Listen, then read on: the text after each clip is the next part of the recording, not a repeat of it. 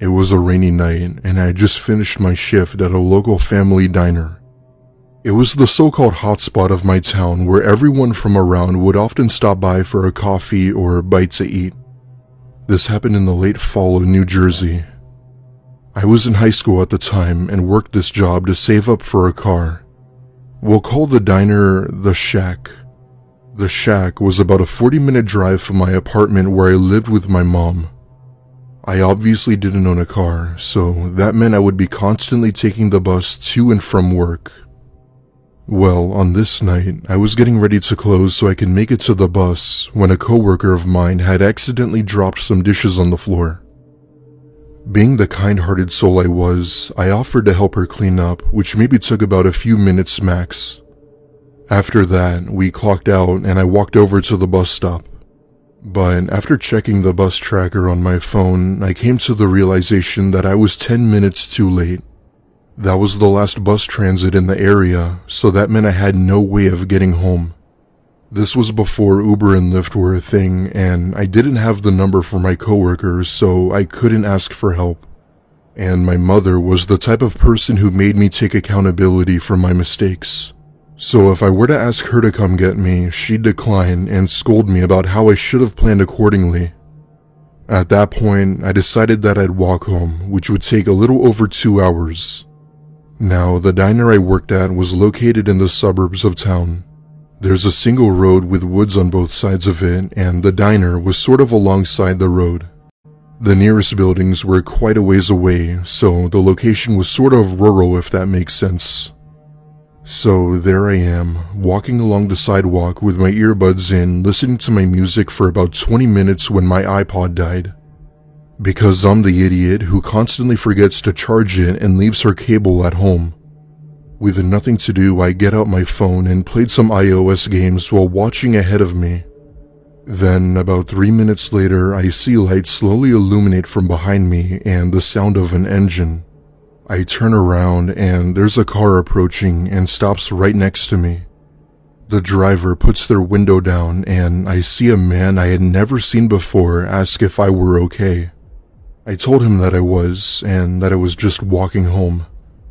He acknowledges me and asks, "I can give you a ride if you want. I'm going in that direction anyway, so it won't be a problem." Now let me give you a description on this dude. He appeared to be around my age, decent looking, and wore a Target uniform. I know this because my sister used to work at Target and would always come home wearing the same uniform. I was hesitant at first, but it was damn near freezing out and getting a ride seemed like the only option. At that point, I accepted the ride and got into the front seat of his car. I know, I'm an idiot. He introduced himself as David and told me he was actually heading home himself. I sort of grew on him and told him my situation about missing the bus and how nobody would come to get me. He then starts to make this joke about how he was lucky he found me, which I'll admit made me a little uncomfortable. Although I didn't tell him that as I didn't want to sound rude. I give him the basic directions of the area my apartment was in, and he starts heading towards there. Not much was said for most of the car ride though. Every time I'd start up a conversation with him, he'd give me a dry response or short replies. I figured he wasn't the social type, so I just sort of sat back and ended up falling asleep. As I said, it was a 40-minute drive, and I was exhausted from work. I wake up about maybe 20 minutes later and look out the window to see that we were in a completely different area. We were on this paved dirt road in the woods that I could only assume was maybe in the area of my work. David? We're going the wrong way. Yeah, I know. I just have to do something really quick. Right then, I took notice that his demeanor completely shifted, which made my heart race. He went from this casual, normal guy to just sketchy. Just then, another car approaches us, nose to nose, and I see two people get out. He tells me to wait inside the car while he, quote, deals with this and to not get out. I see two men, along with David, go up to each other and begin talking while occasionally glancing over at me. For whatever reason, I started to get this strange feeling that something was off.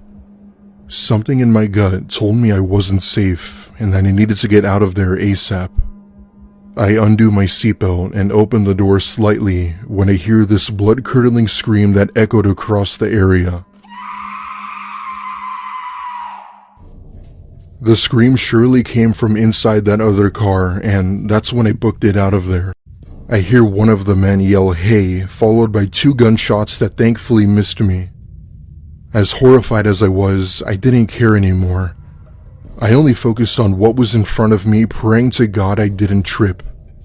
All the while, I could hear footsteps approaching fast from behind while I'm navigating through the woods. Eventually, I come across a highway with some truck haulers passing through and flag them down. Thankfully, one of them stops, and after explaining myself, he takes me to the nearest police station. From there, I called my mom, frantically telling her to please pick me up. She of course did, and apologized profusely for not picking me up to begin with. I cried for hours on and quit my job the next day. The police had looked into what had happened and had managed to find the dirt road, but no signs of the cars. They also contacted all the targets in the area, asking if anyone named David worked there. Sure enough, there was no record of any David working there. This meant that whoever's car I got into that night was posing as a fake Target employee as a way to, I guess, make themselves trustworthy. As for the scream I heard, that was never revealed. I'm convinced that whatever I came across that night was some sort of trafficking ring, and that I was their next victim. Lots of crime and shady stuff happen around the area I live in, but I just haven't seen it until now. A year later, I moved out of state for college, and I'm having the time of my life in a much safer environment. This happened in 2008 when I was around 13, and at the time we lived in Florida. Life was kind of like what you'd expect for Florida. It rained a lot and was almost tropical during the summers. It was just me and my sister, and we were living with my dad and my now stepmom. Long story short, both my parents are split, with my mom living in another state, so my dad had obtained full custody of me and my sister. Sometimes my dad would have to go into work really late at his job and wouldn't come back until the next morning. One night, my dad had gotten ready for work and a thunderstorm was rolling through. We're pretty used to them coming, as after all, it was the start of hurricane season in the middle of summer. My now stepmom, younger sister, and I were in the couch in the living room watching the hit series of The Big Bang Theory. Us kids never really understood the show, but we found ourselves enjoying it for whatever reason. We're about halfway through an episode when the power immediately goes out. Nothing too weird. This was common in storms, and the power was a piece of shit, so this was no surprise. My stepmom got the flashlights and lanterns to have at least some form of light with us until the power came back. My dad says that he was going to go outside to check the power box and see if he could fix it before he left. My stepmom sort of watched over us as we waited for my dad. Then, after 10 minutes or so, my dad comes back in soaking wet. He comes back in with the sheer look of pure panic and puts his finger over his lips and tells us that he wasn't going to go into work tonight. My stepmom gives him a "what the hell is wrong" type of gesture, and he brings her aside. I wasn't sure what he told her at first, but whatever it was enough to make her visibly shaken up. She grabs us kids and takes us upstairs to her room while I see my dad getting out his 9mm. I remember asking my stepmom what my dad was doing, but she tried avoiding my question at all costs. My dad was gone for a few minutes while my stepmom was on the phone with someone. All the while, I stayed with my sister and read her a story from her book. Then, a few minutes later, my dad comes back and tells us kids something shocking. He said as he was outside checking the power box, he noticed something that made his skin crawl. The minute he opened up the box, he saw that it had been cut. At first, I really didn't understand, but then it hit me. The box had been cut, broken, tampered with. At that point, I put two and two together and understood that someone had done this. Someone with obviously very bad intentions. Turns out, the person my mom was talking to was the police, who were now sending out units. Now, this next part is what drives my family insane. Maybe about 2 minutes later, the home phone in my parents' room rings and my dad picks up. After saying hello a few times, he hears a man with a raspy voice saying that he was in our house, and that he would kill him and my stepmom as well as us kids, followed by this menacing laugh that could be heard through the phone. There are other things he said he would do to our family that I cannot say, but it involves slitting our throats. My dad hangs up the phone and locks the door while we waited for the police. The sound of police sirens was music to our ears, and that's when my dad runs downstairs screaming like a madman, telling whoever was in our house that he was going to be the one to die and that he dared him to attack him. However, the person was nowhere to be found. My dad opened the door for the police while they proceeded to conduct their investigation. They searched around our house, but as far as I knew then, nothing ever became of it. My dad made us stay with our grandparents for a few days until they were absolutely sure nothing else was out of the ordinary. I sort of just went with life after that and forgot about the whole thing for quite some time. That was until one day, about 6 or 7 years later, where it was brought up in conversation. My dad remembers it very vividly and finally told my sister and I something we didn't know. That night, when police were investigating our house, they had found muddy shoe prints walking toward my bedroom door. This man had been in our house for God knows how long, and we didn't even notice. My dad thought he was just bluffing over the phone, but never thought he was actually serious about being in our house. Sometimes, though, I still wonder a horrifying thought. Had my stepmom sent us to our own rooms, would he have quietly came into my room and slit my throat? That is what scares me the most, and it's also the reason why I always carry. In the early 2000s, when I was around 19 or so, my friends and I attended a rock concert of our favorite band, the Red Hot Chili Peppers.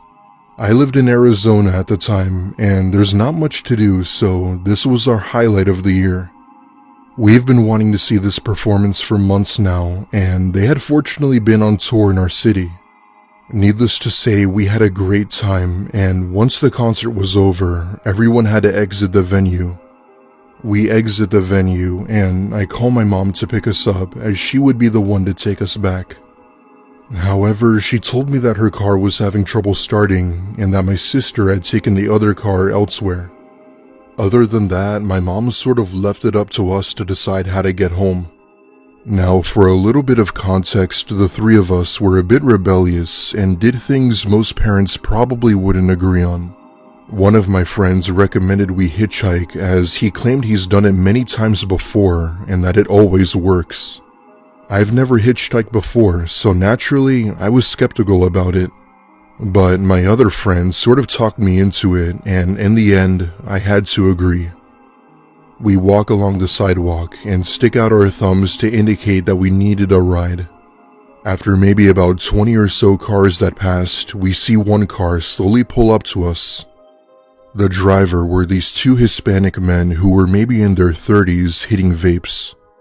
We thought nothing of it, and they agreed to give us a ride back so long as we paid them a few bucks. I'd say right away, however, I began to get this strange vibe from them that seemed relatively off. For some reason though, I just couldn't put my finger on it. They start making their way over to my house, with us helping direct them on where to go. Then, after 10 minutes or so, the driver tells us that he has to pick something up from a friend which happened to be on the way to my house. I mean, I guess there wasn't an issue, so I told him it was fine. He gives me a nod as a thank you, and we go on our way. So there we are, all in the car, not saying a word to each other when they pull into this empty plaza where another car can be seen. And standing outside of this car were a few people. At first, we didn't think much of it, but as we got closer, I began to notice how intimidating these people were. There were 3 men, 2 of them being absolute units and 1 with a black mask. Alarms instantly go off in my head, and we all kind of look at each other knowing damn well this wasn't right. The driver and his buddy get out of the car, leaving one of the windows open so we were able to understand a lot what was said. Apparently, this guy had owed money to these people for the import of various goods. At first, we didn't understand what he meant by that, but after putting 2 and 2 together, we realized it had to be drugs. Because our driver is in trouble with the fucking cartel. My friends and I are debating on what to do now, as we know damn well from movies and TV shows that these people do not mess around, especially when they're owed money. Suddenly, I hear one of the men speaking Spanish and watch as he pulls out a gun and puts it to our driver's head. All the while, the driver is begging for his life and promises to pay them soon. My stepmother is Mexican, so while I understand a fair bit of Spanish, I don't speak it. What they're saying to this man, though, is horrendous. For one, they knew where our driver lived, knew his family, and that if he didn't pay up by a certain time, they'd kill both him, his wife, and their 6-month-old child. More specifically, to keep his child for themselves. Whatever that meant. There was other stuff that was said that I'm not going to share, but you get the idea. My friends and I were appalled by what we were hearing, and just then, 2 of the cartel members spot my friends in the car. These car windows weren't tinted by any means, and the parking lot lights made it easy for us to be seen. They approached the car while one of the men stayed with our driver. I quietly cussed to myself, and once they approached the car, they motioned for us to roll down the window. We were hesitant at first, but eventually complied and rolled it down. One of the men spoke with this heavy accent and told us that our friend over here was in, quote, deep trouble. Then they told us something that absolutely shook us to the bone. Do you see your friend there? ¿Tú crees que nos olvidamos? We never forget about it. You either nos debes or we come for your family first. That's how we teach you loyalty. I shit you not, I almost threw up right then and there, but somehow managed to keep my composure. A few minutes later, the driver gets back in the car, sweating like a dog, and tells us that everything is fine and to not worry. Me, nor my friends ever found the words to say. We just stayed quiet for the rest of the ride. Needless to say, they did drop us off while telling us to not say a word about what had happened. When we got home, my parents could tell we were a bit shaken up, but we had just said that we were tired after a long night out. I'm still not sure what they would have done had we told them the real reason. For the next 2 or so weeks, we all laid out our theories about why or how this guy may have been involved with the cartel. We weren't sure if it was by choice, forced into it, or was perhaps even part of it. How they knew his family and where they were is anyone's guess. They could have been bluffing, but if it's anything like the movies or shows, everyone knows that these people will find you some way, somehow. The one thing we do know is that I myself am highly convinced that we got into a car with a cartel member that night. My friends and I are thankful to be alive today, because they could have easily killed us right there as a way of demonstrating to our driver their raw power. We certainly don't plan on seeing those people again, never mind hitchhiking again. This happened to my dad when he was in his 20s, and it's something even he still can't get over. Not because of what he saw, but because of what happened, as it still bothers him till this day. This happened in the 80s. My dad had just finished dropping off his group of friends at their university dorms in his new Mustang. As a young adult, he loved that car and essentially treated it as his own kid. Sounds weird, I know, but that's what happens when you have a dad who is obsessed with automobiles. My dad had lived off campus at his parents' house, aka my grandparents, and was driving home after a night out. He described this night as being tiring and, quote, very dark. He's driving along, navigating on this dark stretch of road when he sees something up ahead. Upon closer inspection, he saw that it was a young woman, maybe late 20s to early 30s, flagging him down, giving the all too familiar upward thumb. Now, my dad was and is a nice guy, especially to someone who needed help. Without question, he opens the passenger door and she gets in without saying a word and points in the direction she wants to go. My dad had assumed she was deaf or had a speech issue that would prevent her from speaking. But needless to say, he was too tired to care and just drove off. She doesn't say a word, and my dad is just focused on the road ahead of him, not paying attention to the woman. At some point, he begins to get tired and glances over to the passenger seat to see that the woman is now gone. This obviously catches him off guard, and he slams the brakes while absolutely losing his shit. After stopping his car and looking back down the road, he tries to process what just happened. After a while, he just keeps driving with his heart pounding out of his chest and ends up at a small gas station nearby. My dad goes in and explains to the gas station attendant about the woman who just blatantly disappeared from his car. According to my dad, he thought the attendant would think of him as crazy, but his true reaction was something he'd never expected.